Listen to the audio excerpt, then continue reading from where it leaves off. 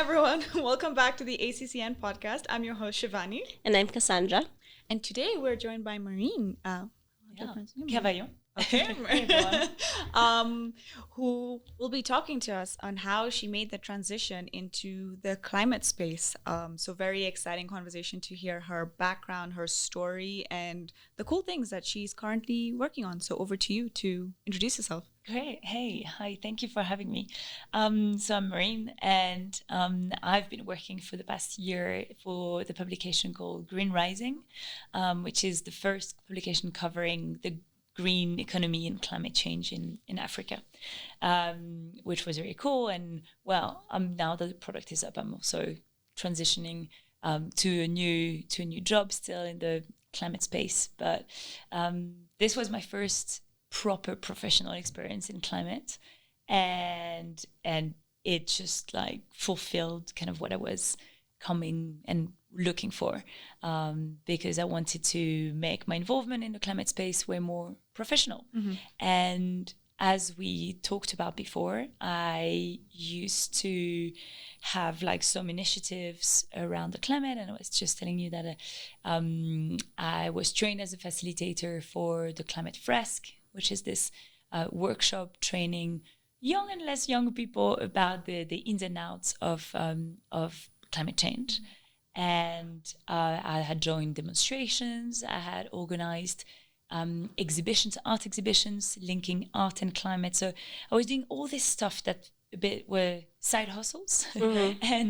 and so then it was like, okay, but really what will make me get up in the morning and be excited and feel that this brings me a lot of purpose? And I was like, this is actually climate.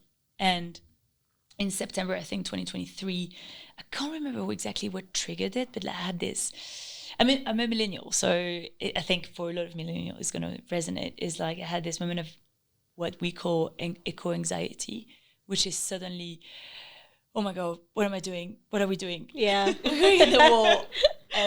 And I was working at the time in affordable housing, which is super important and still is. And but that's not necessarily what really talked to the inner me. And so when I had this realization, I said, okay, I need to start really orientating myself, my professional career to climate. And as I told you earlier, I'm a generalist. I went to business school. I worked in investment, did a lot of program management as well. And so it's like I can apply my skills to almost anything. And I'm super curious. I love when things get a bit technical, and I like to dig into it. So how can I help and link what I was doing before, use those skills to apply them to the climate space? And that's when I joined the founding team of Green Rising, that publication, and which I was covering carbon markets, conservation, biodiversity, and regenerative agriculture. And it was super interesting, made me meet so many people in the space, interview people. And you know how it is when you have to write a paper about something. You have to really like dig into it for a little while. So that was perfect for the person that I was at the time. And now that the product is up and running, I think I'm at the point in my life where I want to actually work more in the field and on a product, and or with founders who have great idea about the climate. Oh, okay. I mean, I think it's quite crazy because like that's the point of ACCN, right? Like there are all of these people that are within our network that are trying to like navigate their careers and like move into specifically the climate the sector. And you are just saying that you're at that point where you're like, okay, now I want to work at like a tech startup, or a climate startup, or I want to work on a product. I guess, how are you navigating that part of your career and like using your transferable skills to put your best self out there, saying like, hey, I'm the best person to be here, without having this like, let's say like climate change or environmental science background? Definitely. I think there's a lot of people who have the technicalities, and something that I've learned ages ago is that the world needs both experts and generalists. I remember seeing that. Yeah. I'm sure you guys know. I mean, that's shortlist, of course. Like this was this TEDx around this that made me realize, oh, it's okay to be a journalist. It's also important. And my background gave me kind of a 360 skill set, from again investing to program management to talking to funders, to be also able to talk to potential clients. So that's a skill set that I'm putting forward. And then I think we can all be trained in the climate space. It's a space that is evolving so fast. And if I take the carbon market, for instance, is something that is super technical. It's also very intimidating. Because it has so much stake behind it, right? Like financial stake. Like we're talking about companies coming to Kenya to carry on with their project, their carbon project, and then there's a whole problem linked to the sovereignty of Kenya with this project. Anyway, it has tons of issues or nuances. But then when you really dive into it, you see that the space is so evolving and that people are not fully trained yet for it. And so the same way when AI really came to so important in our lives, not that many people were trained. So you have to train yourself and be confident that when you arrive on the market, your curiosity, your like thirst to learn will really be on your side. Yeah. And that's a bit what I'm thinking at the moment. I'm never going to replace anyone who is, again, has a lot of background in carbon markets and is super technical, but I can understand it because there is a ton of stuff on the internet to learn. Yeah. And then I can still be a program manager or coordinator around this because I understand at least the ins and outs of it. Yeah, absolutely. And I guess as you've gone through this learning journey, as you're working on upskilling your knowledge around the climate sector, you wanting to do more, what were some of the resources that really helped your understanding and asking for the community? Yeah. So if I'm thinking for carbon markets, for instance, there are a few websites that are really amazing that have been recommended. So Abatable is one of them. Abatable, I think it's Abatable. I also follow a bunch of people on LinkedIn. The companies also have been really good at marketing themselves, but also giving some tools to understand. If I take, for instance, the sector of direct air capture, which, for instance, in Kenya, we have Octavia Carbon. And on their websites, they explain a lot what they're doing. And so if you start with this, then you can, if something like tickles your curiosity, then you can go and dive deeper in this. And then, again, there are tons of resources. So I say those two. For the regenerative agriculture, and I think you've just interviewed Rebecca from RF. I think they're just having a look, for instance, at what RF does and like all the companies that they have and going to see each of those companies. They all have websites. You know that they've been vetted by RF, so it seems that they're quite good companies. But still on the regen ag space, I've been recommended a lot of LinkedIn profiles to follow in Kenya. I think there is Sylvia Basket. The other one I would need to look them up. But there is also Forest Food. I don't know if you know of them. Created by someone called Sven, and they're also in Kenya. They have these organic farm. I think 2 or 3 in Kenya, and they are providing actually courses around regenerative agriculture. I think there is one happening on 25th or 26th of May. Forest Food, I think it's going to be in Nairobi, and they're opening tickets right now. They're also doing a 5-day training in one of their farms that I want to attend. I haven't done it yet, but I think, getting your hands a little bit dirty and understand what are the principles of regenerative agriculture. So there is really a lot of resources out there. And the moment I would recommend for people to choose one or two sectors that they're interested in, because I think when you try to be good, when you try to have a look at everything, it's hard to be good at anything. Yeah. So for me, for instance, I know that e-mobility is super important, but I'm a bit less interested in renewables, whether it's solar, wind, geothermal. Also, is big space, a bit less interested in. So what really talked to me was more basically any sector that has a deep link with the community. So whether it's, again, conservation, carbon markets normally always have a link with community, and then regenerative agriculture. And all of this, just to say, is that you haven't like gone through specific like or an educational degree. It's like learning on your own, like finding networks, talking to people, and like building this knowledge from ground up, just on your own initiative. Yeah.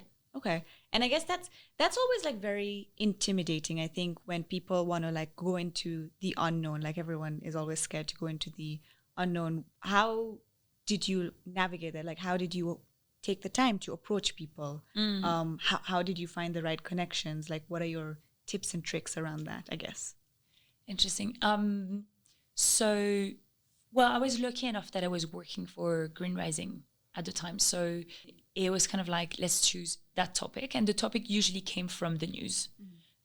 So, and for the news, well, I would recommend people to follow Green Rising. It's www.greenrising.com, which is really an awesome publication. And they are doing really a good media monitoring, really, really putting all together the resources. And they publishing on the website every day. And so what we would do is like find the topics that were trending, that were important, which we would see because they were recurring in the news. And then we would dig into it and dive into it and do some research about it. That supposedly everyone can do.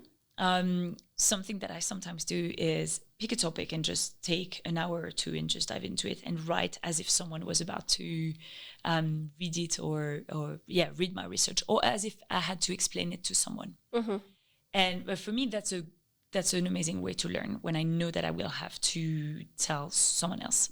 I guess everyone has different prompts, but and then LinkedIn was really super useful.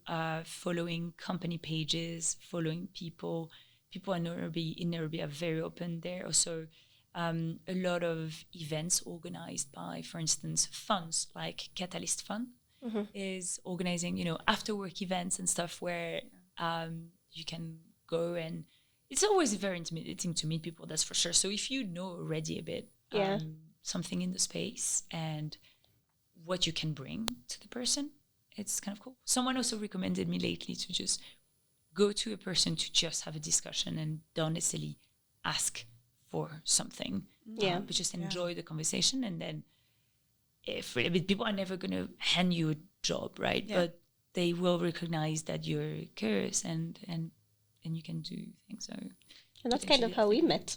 We were just having a conversation. Yeah. That's really cool. I want to ask a bit of a different question. So initially, when you started growing your curiosity around climate and climate change, you participated in some demonstrations, you said?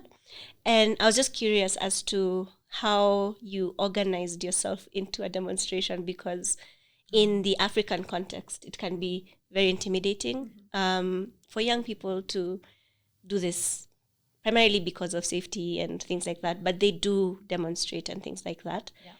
I'm asking this because many times we've had people in the community ask, what can I do in my community to bring more awareness about climate change? I've learned so much. I want to share this. How can I make people listen? How do we get in the room with decision makers?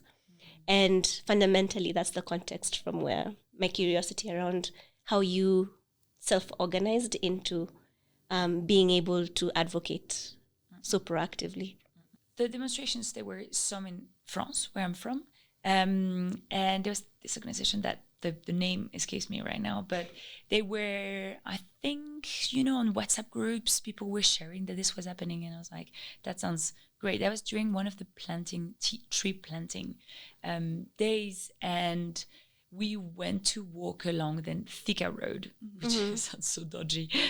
So it was really super peaceful, not in CBD, which I reckon can be a little bit more tense. And also as a Mzungu, I wouldn't probably go to a demonstration in CBD. But this one was, very peaceful. And we walked around the neighborhood and we had boards and stuff. I say no. Placards? Yeah, exactly. And it was, I think what was nice in this one was to raise a little bit of awareness, because people were like, what are they talking about? And then it was also nice to gather in a community all together. I would say, having done a little bit, it's not necessarily where I feel the most useful. I think it really depends on people. Whereas you're more of an activist and you want to use much more of your image as well to display that thing to the world. Or if you want to, for instance, what I did at some point was organizing those workshops with a friend of mine with the climate fresque. And this, for instance, talks to me way more. It's about gathering a small team of people, sharing information, making sure people are engaged. Because in a demonstration, well, people who see you, they see you, and then the second after you're gone, there's not so much engagement. But it's important because I think next time they hear about it, they will definitely pay more attention. So it depends a bit in the theory of change. It depends a bit where you think your added value is. Is it at the very initial part, which is triggering curiosity? Is it, okay, now we're building on that knowledge and what your engagement and the time that you've given me during that training. So I thought, how do I organize myself? That was, it was cool to participate, and now I know a bit more where I fit. Yeah. Wow. Yeah. I think it's always intimidating to like maybe join a protest or maybe be an activist, or even what you did, right? Like starting these like sessions with like Climate Fresque, coming out from the outside of this space. But I think I'm just in awe that you like took that step to be able to be like, hey, I'm just gonna put myself out there, and I'm super passionate about this like specific topic, and I'm just gonna see how it goes. And I think it's like encouragement. I wish I was more like that as well, to be able to just put ourselves out there. It's kind of baby steps, because if you tell me from 0 to, oh, you're going to be a facilitator for those workshops, I'd be like, no. but then if you tell me there's this workshop, it's just an hour and a half, and with a bunch of friends, etc. So I attended the first one. I attended it. And then, if really you want, you can be a facilitator. Here's the link. Okay. And it sat on my desk or on my list of things to do for a while. And then I was like, you know what? I have an hour and a half now. Why don't I try? And most of the time people would try and make it easy to access the resources. And so it was much like, I'm doing the facilitator training, and who knows if I'll ever use it. And then once I was trained, I was like, maybe now I want to use it. And we organize things with friends for me to like get up to speed. And I haven't done it so much, to be fair, since then, because then I had like other commitments and stuff. But everything was building on top of each other. And I would say it's important to have an end goal, but it's also really important to see what's the next small step that you want to take, and trust that it will take you in a good place. Amazing. Wow. Still in awe, man. I wish I was like this daring in this car. Yeah. I think it's like what you said. There's a beauty in finding the sweet spot that you're able to contribute, because I think climate action is many things. It's being active and being out there. It's also doing this, Shivani. It's talking to the community and sharing the information that we're coming across. It's facilitating Kickstart Climate, for example. I feel like that's a first step to something big. Maybe, that's our first step. And I think there's so many ways that different people can bring their experiences over to climate and climate action, as we try to see what to do about it, even just as young professionals across the continent. And something I think I'd love to elaborate on a little bit more is the fact that your generalist experience has exposed you and enabled you to try many different things and has led you here. But maybe you could give us a bit more context in terms of the specific skills you've derived from your previous education. So you've said program management, investment, business, into the way you show up in your activities today. Because another message we're constantly trying to help the ACCN community with is all your skills are important, and it's really just about how you apply them. Yeah, for sure. So there's several things. Is like, again, I mean, I also like have because I'm French, and French people love to have lots of degrees. So I have a degree at like my business school, and then I went for corporate law. So I have a master's in law and stuff, and I never used it, to be fair. So, there is a ton of things that you can be educated in, and then it's really up to you to choose jobs that will make you develop another skill set that then you will use. And I'm using those way more now. In French, we say, we talk about a person who has a very varied experience and varied skill set. It's a 5-legged sheep. I think I told you this last time, Sandra. It's like, it's kind of weird. It's a bit useless until someone is exactly asking for a 5-legged sheep. And then that comes handy. Yeah. I think for me, it was like, I've been through a whole journey of being a bit more confident in those skills that I've developed and why I've developed them, probably because I was interested in them, really interested, as in I really wanted to put so much more effort in it. And so, for instance, I started with like the investment part, which I still find so useful, and talking to a bunch of different startups and understanding what were their capital requirement and the funding requirement, and understanding what's the whole process in the funding, and being also part of the funders that now I'm like a bit less intimidated to go talk to. So that was one that's still really helpful. And then the program management is basically, have a project from A to Z. How do I bring into being a successful project with a budget, with a timeline, coordinating a lot of people, and all of this led me to more positions that are more around building narratives and building communities, which I've done in the art sector and now more in the climate space. And I see now how I'm looking for a job at the moment, for instance, and I see how some job descriptions are very open and ask for a very diverse skill set. And I'm like, wow, no, it can actually fit a little bit in all this. Some other job description, I'm like, nothing to do with what I can do, so I'm just going to pass on this one. But I'm also starting to be more and more confident that the job descriptions usually are out there to ask for people's to draw people's attention. That's normally a gong to breathe. To draw people's attention, but are usually a bit more open than what they say on the paper. I think usually I don't know what you think, but often job recruiters think that they want this type of person for the role, but then they will adapt. The role will also adapt a little bit to the person. Exactly. Yeah. And I think it's important to know that, and also to keep applying to things where you have a real interest and you think you could fit. And even if you don't fit perfectly, that can still work. And especially as a woman, I think there is this whole thing of like, oh my God, no, I don't fit 95% or 120% this job description, so I should not apply. And I've been a bit better lately at applying to positions where I see 70%.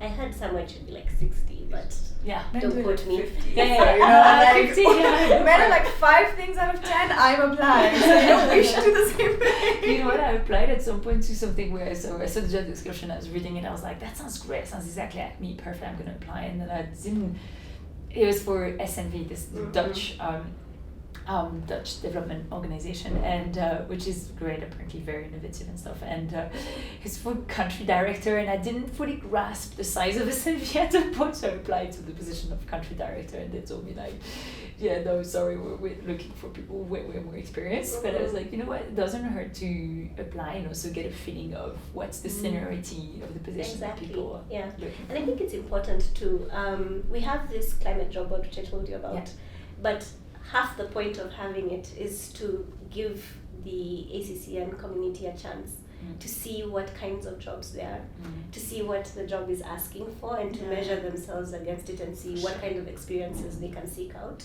to get these jobs if they're not already ready for these jobs, right? And I think half of it is you'll open this job description, see country director, you'll be like, yeah, I can do it, and that's amazing. And then find out, actually, you just need maybe 5 more years experience doing 3 things to unlock that, and you can very intentionally plan to seek out those experiences to get them. For sure, it's like, it's definitely for me super helpful to narrow what I'm looking for, but also who am I and who I am and what can I bring. And you can only do this. I used to be very much a high achiever that was also so afraid of failure, so that meant applying to one job and wanting to get it, and if I didn't, there was like drama, right? And I was lucky enough that in my whole curriculum, my whole journey, it happened very few times because I was probably choosing things very intentionally. And now I'm kind of I'm adopting the whole different strategy, which is I'd rather see what's out there and again weigh myself against other people, rather than being in my little cave and applying to one job and just being exposed to one thing, and that's the only thing I know about the world. So I'm also, I would say, just being much more comfortable with failure. I say this, I'm like really not there yet, but but you know, being a bit, because people keep saying if you don't fail that it's like this super mainstream kind of motto, but I think it's really true. And to be fair, when you look at it, why are you afraid of failing, especially with a company that you haven't met yet, you might never meet? It's like, why? No, just go for it. Don't apply to something where you have no interest and it's completely out of your skill set, I would say, because I think sometimes it can actually, if the recruiter sees it, it can really disadvantage you. So be still intentional, but if it makes sense for you, then go for it. Yeah. I think that's a great, I'd say, parting shot to share with the community, because I think the job hunt is a bit of an art and a science. You really have to understand yourself as you go into job seeking, to seek out experiences that are right for you, rightfully said. So thank you for sharing your personal experience with doing that, and I think it's really quite brave to lean into, let's try and fail and see what we learn. Thanks. Awesome. Well, thank you, Maureen, for joining us, and thanks for tuning in to the ACCN podcast. Thank you. Thank you.